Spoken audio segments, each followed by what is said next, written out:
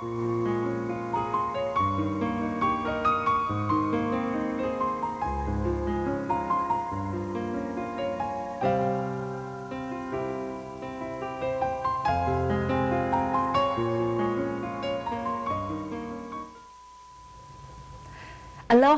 I am Dr. Lisa Kim, and welcome to my show, Everyday Wellness.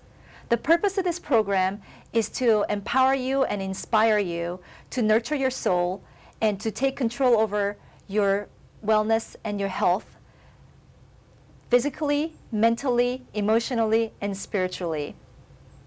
And today I'm really excited to introduce to you my yoga teacher, Mizuho Williamson. Thank you for coming. Thank you. And this is going to be the continuation of the first part of Ashtanga Yoga. So this is the Ashtanga Yoga Part 2. And today we'll be breaking down the movements of Ashtanga to show you how this helps with the daily life and also with different types of sports activities, how this can be not only a practice you could do every day, but also as a cross-training type of an exercise. So I would like to start off with, talking about a little bit more about breathing technique, and maybe you can show us how the breathing technique is done in Ashtanga Yoga, and then we'll talk about, and you'll show us how to do mantras as well. Yes, so this is called Ujjayi breath. We talked about a little bit the first show. So this is chest breathing. When you do other sports like running, we do belly breath a lot. But for this yoga, particular yoga or power yoga, some strong yoga, you want to keep your belly kind of scoop up. So it means you can balance your kind of lift up. So you want to use your chest to breathing. Okay. So how you practice this is first, eventually we want to do closed mouth, but first when you start practice, you can actually open the mouth. So imagine there's a mirror, then you try to fog it like. So this is how you start breathing. So then inhale from nostril.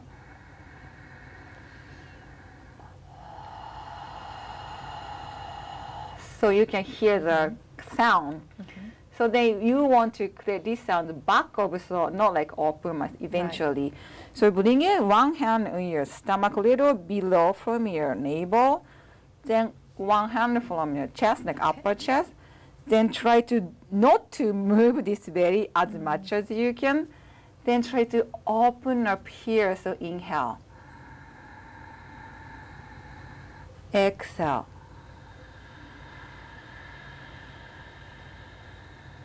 Inhale. Exhale. So this breathing technique is great for those yoga or like maybe hiking. My friend go to Coco Head hike every weekend. So she does this. When she does it, it helps. I can see that. Because you can balance up. And also this is really to wake you up. When you wake up in the morning, you feel like groggy, you can just practice this breathing, then you kind of feel really great. Also, this breathing also calm you down too. Right. So work both ways. Right. So maybe you have trouble to sleep at night, lie down, bring both hands on the stomach, then just do Ujjayi breath, calm you down. Okay, and I love how it generates the energy in the body and bring the heat, because when you start to breathe this way, you can literally feel the heat starting to come from your body. Yeah, so we really sweat a lot practicing Ashtanga.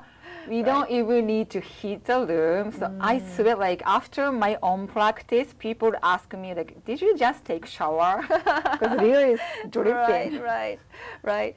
And I can see how this can benefit in so many different ways because it allows us to deeper, take a deeper breathing. Yes. And it's a very different technique than any other yoga or any other activities that I've ever done. Yes, but you can use this breathing technique for anything. I can see that. Once you learn this, actually I do this breathing when I take different yoga, I do this Pilates. you really can't do anything, hiking, biking. So maybe not swimming, but other stuff you can use this. Well, breathing is something that we take for granted. Yes. And I remember, when I was in third grade, we had a dentist that came into my school and taught us how to brush our teeth properly. Yes. But I don't remember any, during my school years, anyone coming into our school saying, okay, this is the way to breathe properly. No one's ever taught you that, right? That's true. So Yes. We just naturally believing.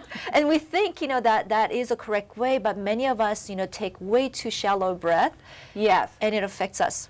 Yeah, and there are so many breathing techniques. So this Right. Ujjayi breath is one of them. Right. I learned several, but really the small part of. One of my teacher is great. She knows a lot of breathing technique. It's very fascinating. It's so deep. Right, right. Now I can definitely see that. So could you, another thing that really fascinates me about this yoga is a mantra. Yes. And I think it's so beautiful. A lot of times people are very turned off by it because they feel like there's a religious, connotation to it.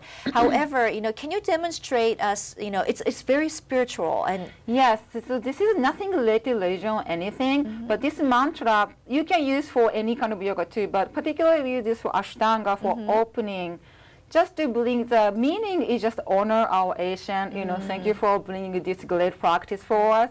But simply this sound, the vibration brings you center. right. Yeah. So, do you want to do it together? Sure.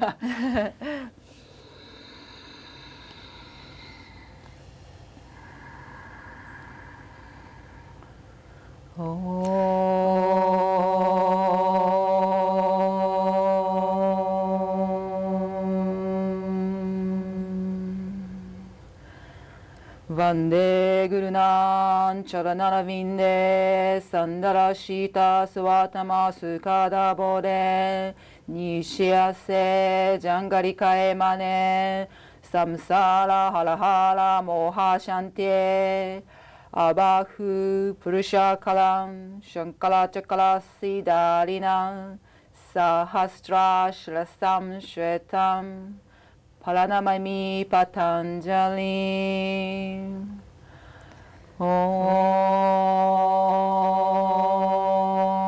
Om.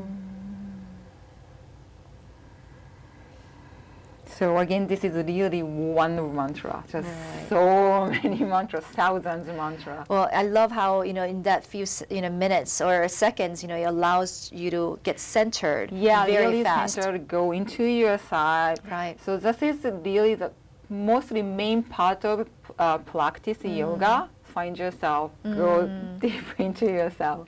I love that whole spiritual aspect of it Yes. and the emotional aspect of it. Could you show us how to do the shoulder openings? Because this is what really, really attracted me to Ashtanga. Yes. Maybe can I do one or twice of sun salutation first to Sure. warm my body up? You can Sure. probably explain how to move because also this sun salutation has a lot of aspects. Right. Then I can show you a couple of shoulder opening. Okay, the sun salutations, and go ahead, and she's going to show us how, how the sun salutation is done. But one of the things that I've noticed about this, and she has taught me, is that how it involves every movement you can possibly imagine, which means, from just getting centered first, and then you open up, and you come down. You have to have that. It allows you to have that flexibility and opening up the hips and and getting your spine to really stretch. And as you come back, that right there, all those movements opens up your chest. And there's going to be the hip flexor, the spine opening, and just helping your entire body to stretch and get you into the motions that are required for you to continue on with other sequences. And I think this is such a basic movement in yoga that is so beautiful. And what about if every athlete could do these type of movements, before and after they do their sports, because their body can really be prepped for it.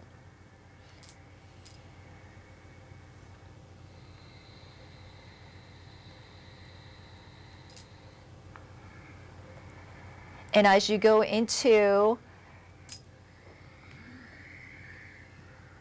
like, see, this is her flexibility we're talking about, that that I always feel that I would love to have seen that, have that kind of flexibility.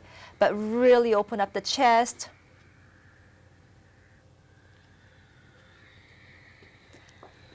And that right there, that movement is going to require a lot of the hip flexors to open up. And obviously, you know, it's going to hit your quads and hamstrings all at the same time. And I do know that, you know, it also opens up your Achilles and helps to stretch your feet and your Achilles, the plantar area as well. So it's pretty much a whole entire body movement. It opens up every part of your body.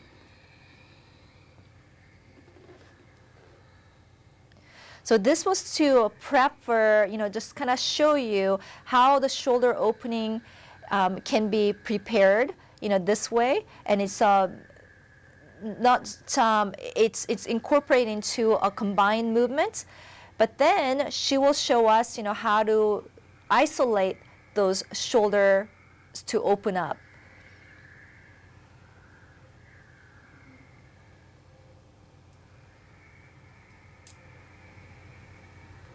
And as you notice how her breathing is very steady, and she has that ocean wave type of breathing the entire time that she's doing these movements. Now, as she's sitting down here and she's going to continue on with the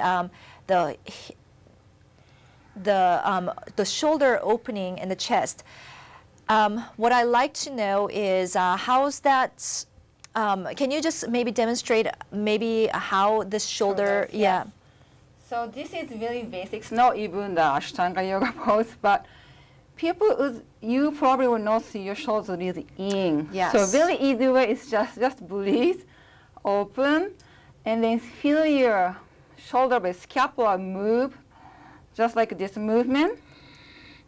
I always explain to the student, your arm is not like here. Your arm comes from here, Yes, the scapula. that's very true. So really move like this. And scapula is your shoulder blades. Yes, yes. So then maybe interlace your hand like this. Open. Okay. If you can, forward bend, up, then the other way. Open your scapula, shoulder blade, open, exhale. So you can do this at home when you're watching TV. Right, exactly. And that is very true, you know, and I would like you to do that movement one more time where you bring everything in. Yes, And okay. notice, I would like the viewers to notice how her shoulder, her clavicle, which is her collarbone, comes in, and you can really see the collarbone. Well, this is what usually happens with a lot of people.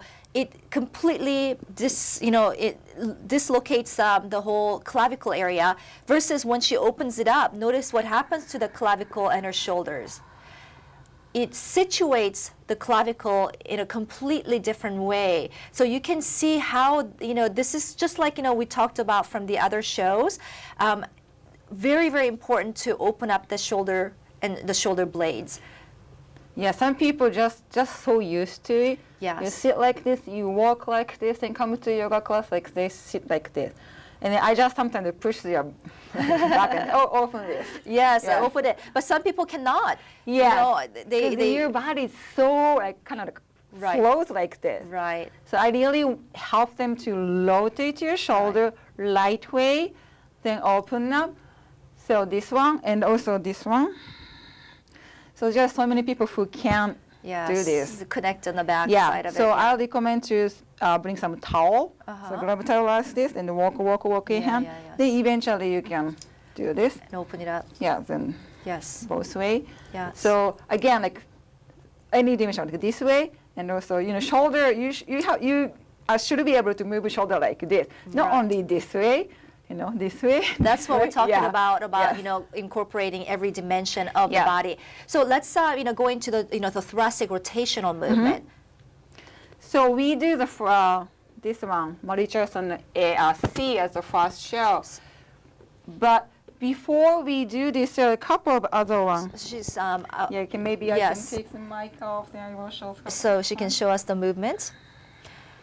So the thoracic rotational movements are very, very interesting because of how it requires the flexibility in the rib cage and also, in your shoulder joints, that which is the whole shoulder girdle includes the shoulder blades, the whole collarbone, and your actual shoulders, and then there are so many muscles that are attached to the area, so it includes all that. So see, you notice how her shoulder is completely opened up. You can see her chest and her back, and then she has that complete rotation in the thoracic area, in the mid-back part of it, not just in the low back part of it. Because most of the people try to open it up, in the lumbar, but that's really important. So could you also go into the movements where there's a rotational movement with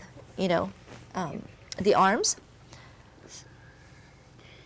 So I would like you to show them the movement where, yes. And then now you notice how flexible her shoulders open up, and how flexible she is in that movement.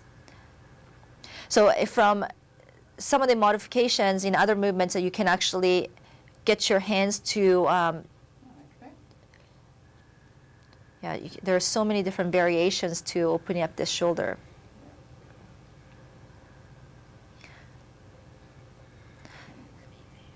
Okay, great. And what I would like to do is there anything you'd like to add to the whole thoracic rotational movements? And also shoulders? Yes. So one really interesting posture from Ashtanga partially. Mm-hmm. You have been doing it, and I think you really feel stuck this one. Mm-hmm. So I will show you how to move your shoulders, and also it comes with a hip opening, which we will do the next one. Yes. So let me show the posture again.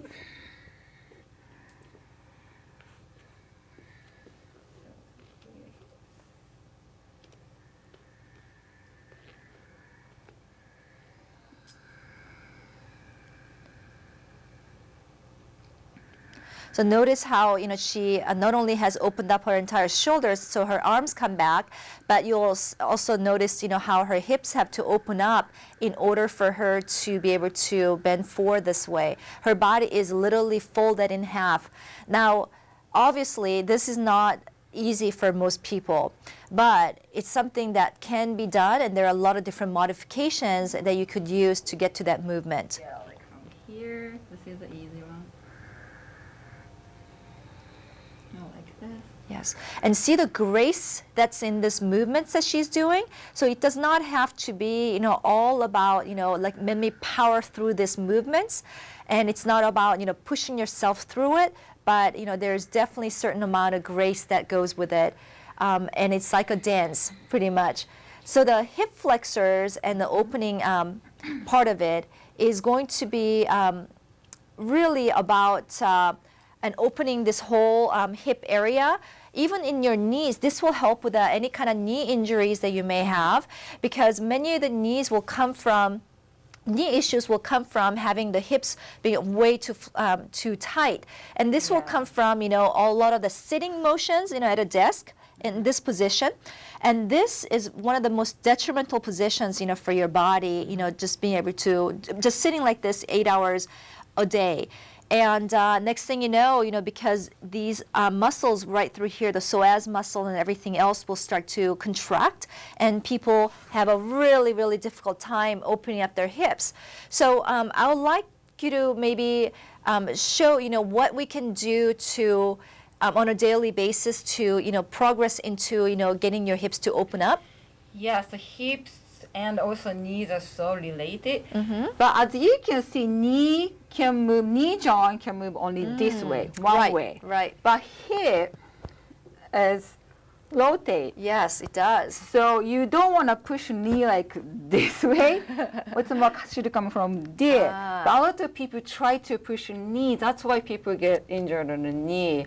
So like I showed this one, the first show, so it's very easy. You can watch TV, you can chat, you can talk on the phone. So this is the first things you can really add on a daily basis. And as a yoga posture, the very famous one, those are called pigeon. Pigeon, So you yes. see this. Yes. Because this is for both way. This is now my right leg's in the front. Right. So I'm really working on my right hip outside, but at the same time, I'm really opening this The front psoas side muscle, of yes. left side. Very This is important. like working for both way. So this is ideally your front leg go like parallel like this, but this is pretty intense. So you can bring your front leg a little bit closer to you, but back leg want to straight back from your hip. So for the people who's not really that flexible, you know, Mm-hmm. one of the things that I always tell them is, you know, don't try to just mimic the position, Yeah. but you know, forms are very important. Yeah. So you have to master certain, you know, areas first in order for you to be able to do those movements. And also, I want people to know where you're working on. Ah, like, yes. Okay, looks pigeon, looks cool. I want to do this posture. No, where you want working. So, for example, if this is too tough for you, you want to stretch your right hip. You can do this, and then just go like this. So you Right. can actually get the same effect, but gentle. So if you know now this one Right. is I'm working on here, then you can easily find a different way to work on easy way. Well, I like that movement that you always show us, you know, where you're actually on your tiptoes. You Yeah. know, can you show us that movement? Because that is so fascinating. Tiptoe like Yeah, like that. And then, well, like actually this? sitting, Oh, standing, sit. yeah. yeah, like this. Yes. So this is a really good one that I Yeah. show to my patients, you know, to Yeah. start working on. So this is good for hip, and also some people want to work on the ankle flexibility. Right. Because some of posture Right. and Ashtanga, you know, that's junction like this. So this is, for me, it's nothing because my ankle is so flexible. Right. For some people, it's crying to do Right. this. So Especially runners. yeah, Runners, yeah, they're- 'cause all the tight. pounding. Yeah. So then this is like bone joint. You Yes. cannot force your ankle to go flexible. Okay, work on. No, you want to be really gentle. If you can do this, you will know how much you can go. Right. How much your ankle can go like deeper. Then it's actually great work in ankle, and also you can open the hip. Right, Yeah. right. And I've noticed that, you know, as I get the hip flexors to open up more on my patients, you know, their knees and their ankles start to stabilize better and they start to gain more flexibility Yeah, through because those areas. they can move here. Exactly. And there's one more really easy one. Just like this, sit, bring your legs up. You can start from here. If you're really tight, Yes. just start here and then move lower. your hip. yeah, Or lower yeah. if you have to, right? Yeah.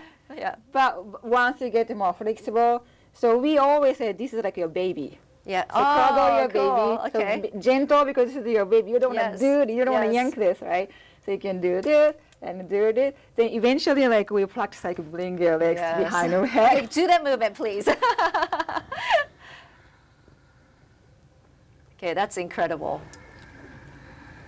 Now, she can twist her body anywhere she wants to, any way she wants to, and I find it to be so just fascinating.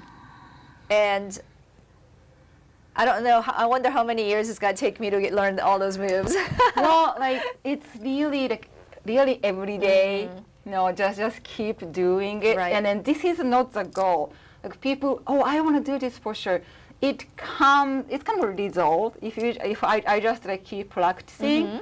Then okay, this is good. I keep this. I do this now, and then maybe I should try this one because once you not master, but once you get it, you don't also want to stay the same say. Right. Then you're gonna lose your focus. Well, I wanted to spend last few minutes on how the balance and the core. Kind of comes into Ashtanga that helps with our daily lives. So, one of the things that I really would like you to, before we close, that I would like the viewers to see is the headstands that you do. Yeah. And I think that's really important because you'll see you cannot do headstands without the core. So Yes. could you demonstrate Yeah, us? yeah, this is important. She's going to demonstrate us, how to go about doing the headstands. Safely. Yes, safe way.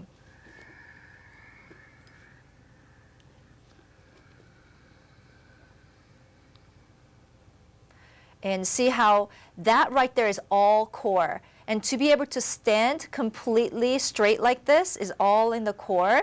and many times that as soon as you lose that core, or if there's a mentally and emotionally a fear that you cannot stand, the body completely breaks down and you'll lose it. And you'll see how much energy she generates just doing this, but she makes it so easy and so simple. And there are many different parts to this, because it requires flexibility, balance, core. It requires balance in a very different way, not balance just standing, but also when you're upside down like this, it's really hard to figure out where your body stands and where it is. So it really involves, different part of your brain. Yeah, so some people have a lot of fear to go upside down, and I did. It took like maybe 6 months to get over this fear. Yes, this core balance and also mental thing, brain thing, then you really need to focus like on this pleasant thing. But once you get it, there's so kind of lightness. Yeah, it is, yeah, definitely. Yeah. And it doesn't require as much of that, pushing through the strength. Yeah, kind just of the things. kind of like coming up part, it's more core, but once you get it, it's like, oh, okay. And this is really about, generating that energy. We talked about, last show was that, how we contain the energy and heat inside our body allows us to, not only become more flexible, but also stronger. So the breathing is one part, really creating energy and then lift up. And then we say this one, the Kundalini energy. So start from the bottom of your spine coming up. So kind of you can picture also those energy come up. Then it's very simple things you can train yourself, creating simple core or like energy generating thing. It's this. There you go. Yeah. That's a tough move. I know. And then this looks like arm balance, but it's not really arm because I don't really have really strong muscle in my arm, like biceps, tricep. It's like from really inside, deep inside. And that's where you feel it, Yes. when you are doing that movements, I really feel it right through here. And the next day it actually, hurts a little bit, like as if I've been doing sit-ups. Yeah. It's good hurt. We won't really lift up, but this is not the point. We want to feel the really deep inside of our body and energy lift up. That's for sure. Yeah. And I thank you so much for coming on the show, and I really look forward to more of the yoga talks with you. Yeah. Okay, namaste. Thank you, namaste.